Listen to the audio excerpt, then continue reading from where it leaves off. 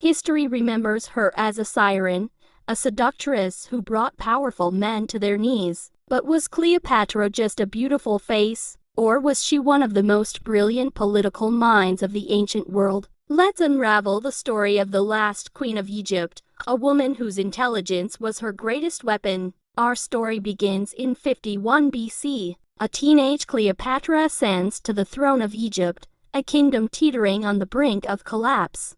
Egypt was rich, a breadbasket for the ancient world, but it was also a pawn in the great game of Roman politics. Internally, she faced a bitter power struggle with her own brother, Ptolemy XIII.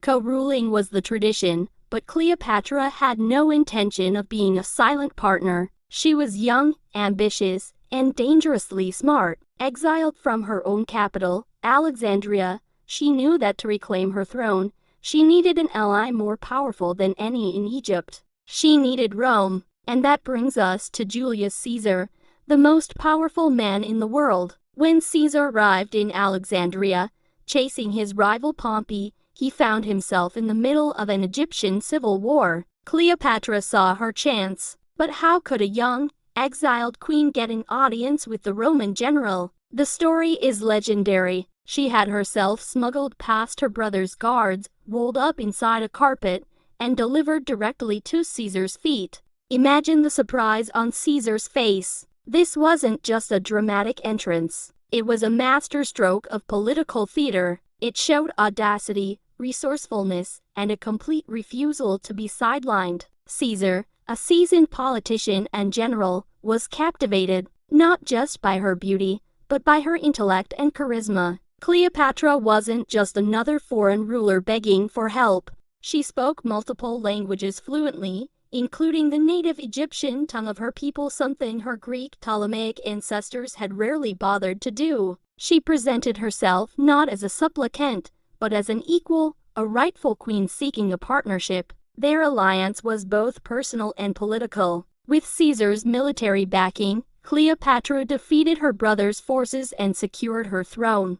Their relationship also produced a son, Caesarion, whom she hoped would one day unite the great empires of Egypt and Rome. But Cleopatra was more than just a Roman ally. She was a pharaoh to her people. She understood the power of image and religion. She masterfully blended her Greek heritage with ancient Egyptian traditions. She presented herself as the reincarnation of the goddess Isis, the divine mother and protector of Egypt. This wasn't just propaganda. It was a deeply savvy political move. By embracing the native religion and culture, she earned the loyalty and devotion of the Egyptian people, solidifying her rule in a way her predecessors never could. She wasn't a foreign Greek ruler. She was the divine Isis, the true queen of the Nile. After Caesar's shocking assassination in Rome, the world was once again thrown into chaos. Cleopatra's future, and Egypt's, hung in the balance.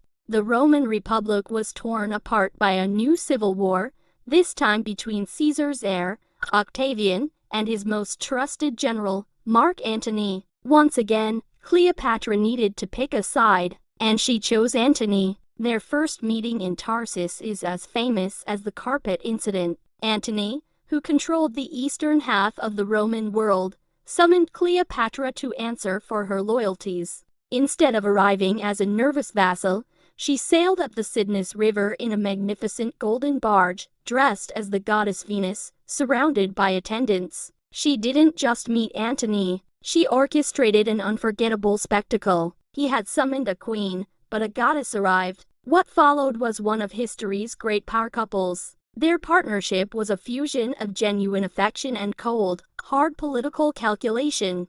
Together, they ruled the eastern Mediterranean from Alexandria, which became the dazzling center of their world. They had 3 children and dreamed of a new Hellenistic empire, a rival to Rome itself. Antony declared Caesarion to be Caesar's true son and heir, a direct challenge to Octavian's legitimacy.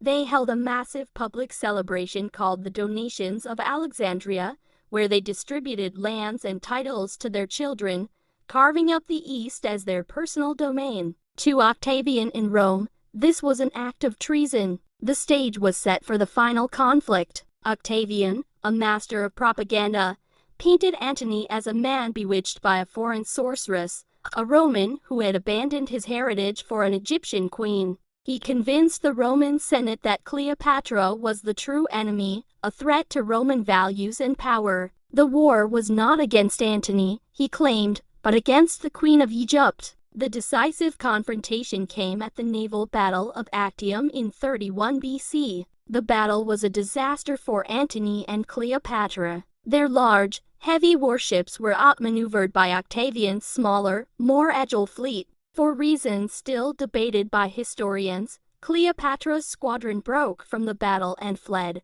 with Antony following close behind. Their army and navy, left without their commanders, soon surrendered. The dream of their Eastern Empire was shattered. Octavian pursued them to Egypt. Antony, receiving a false report of Cleopatra's death, fell on his own sword. He was brought to Cleopatra's mausoleum, where he died in her arms.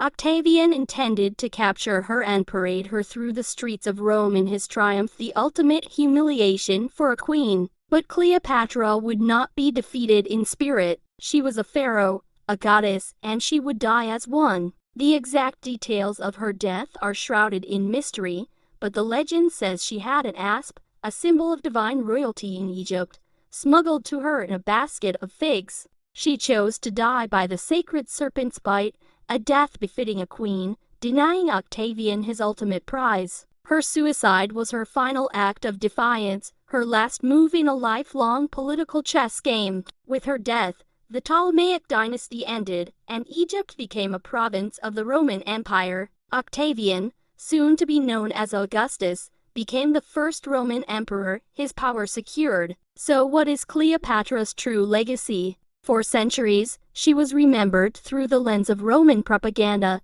a temptress who destroyed great men. But that's a fraction of the story. She was a brilliant scholar, a cunning strategist, a charismatic leader, and a multilingual diplomat who held one of the world's wealthiest kingdoms together for 2 decades against the might of Rome. She wasn't a woman who used her beauty to get what she wanted. She was a ruler who used every tool at her disposal, including her charm, her intellect, and yes, her alliances to fight for her throne and her country. Cleopatra was not simply a character in the stories of Caesar and Antony. They were characters in hers. The last queen of Egypt remains an icon of power, intelligence, and unwavering will. Thank you so much for watching. If you found this story as fascinating as I do, please hit that like button and subscribe for more deep dives into history's most incredible figures. See you in the next one.